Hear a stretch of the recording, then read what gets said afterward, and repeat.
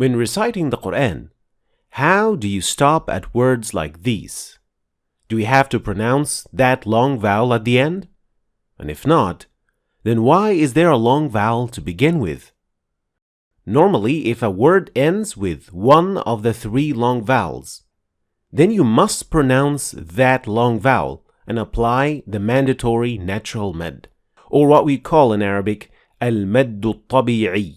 This means that you will extend that letter at the end for 2 counts, or 2 harakat exactly, whether you stopped at it or you kept on reading. Like this example here. We have 2 words ending with alif, so we read them like this. ما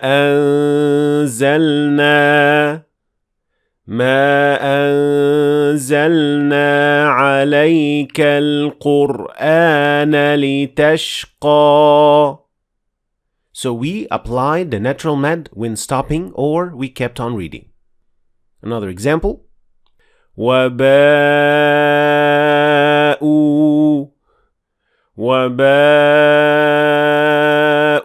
بغضب من الله. So also we extended here for 2 harakat. فلا تخشوهم واخشوني. So if there is a long vowel, you must fully pronounce it.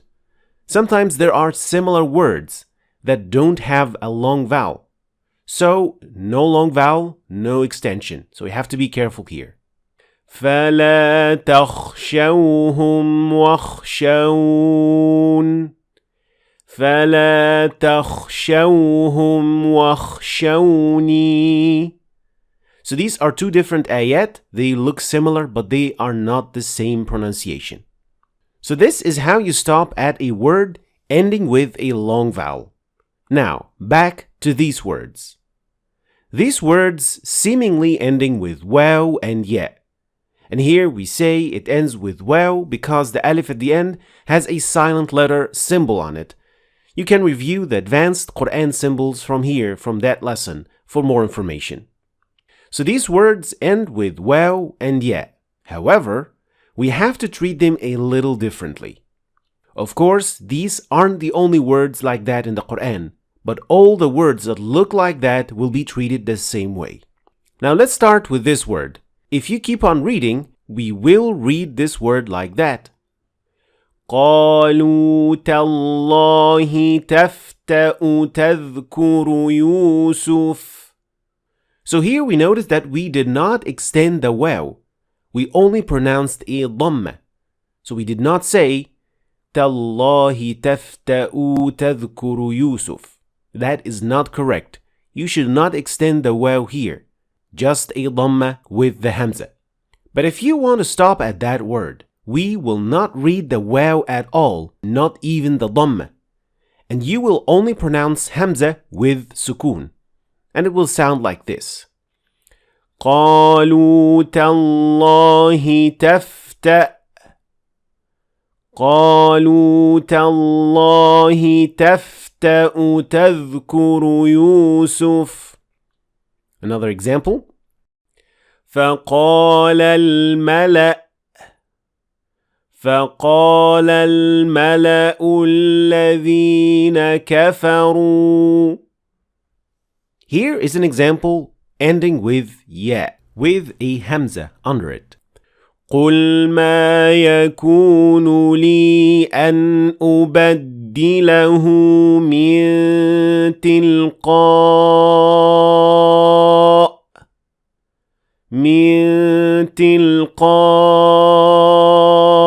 نفسي.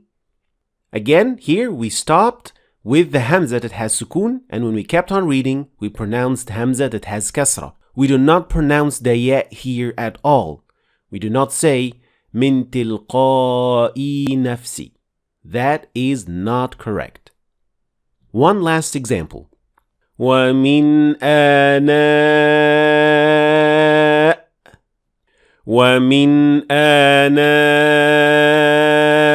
الليل فسبح. So words that end with these combinations they look like they end with a long vowel that you should extend, while in fact they end with a Hamza, and the long vowel should be completely ignored when words ends with these combinations. But then, if we should not pronounce the long vowel as a long vowel, but rather as Hamza, then why is it written like that? Why is there a waw and a ya at the end of the word? Why not just write Hamza? Well, the reason is that in the past, Arabs did not have a symbol for the Hamza as we know it today.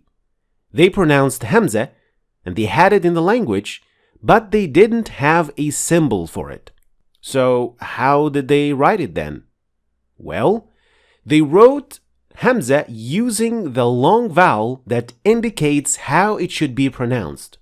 So if Hamza has dhamma, like in this word, they would write it using waw. And so when they read it, they would read it as Hamza with dhamma, and not the waw at all. And if it has kasra, like in this word, they would write it as a ya. And then when they read it, they would read it with a Hamza that has kasra, and so on. Later, Al-Khalil ibn Ahmad was the first who assigned a separate symbol of Hamza in Arabic, as we know today. But before that, Arabs did not have a separate symbol for the Hamza. And now you might be wondering, why don't we apply it on all words in the Quran, like this example? And here I gotta refer you to this lesson, in which I elaborate on that topic with much more details, and I explain why words in the Quran are written the way they are. Finally, we have to distinguish between words ending with Hamza on waw or ya, and words with waw or ya, then Hamza, because these are pronounced completely differently. In that first case, which is the one that we just discussed, the Hamza is directly on top of the long vowel, not before or after. But in that second case, you will notice that the Hamza is beside, comes after the long vowel, which means that you first pronounce the long vowel, then the Hamza. Let us compare the following examples. فَقَدْ كَذَّبُوا فَسَيَأْتِيهِمْ أَنْبَاءُ أُولَئِكَ لَهُمْ سُوءٌ. So in the first word, we stopped at a Hamza, a full Hamza with sukun. But in the second, we first pronounced the long vowel, which had mad in that case, and then we stopped at the Hamza. So you have to distinguish between these two cases. Similarly, with the ya. قال إني بريء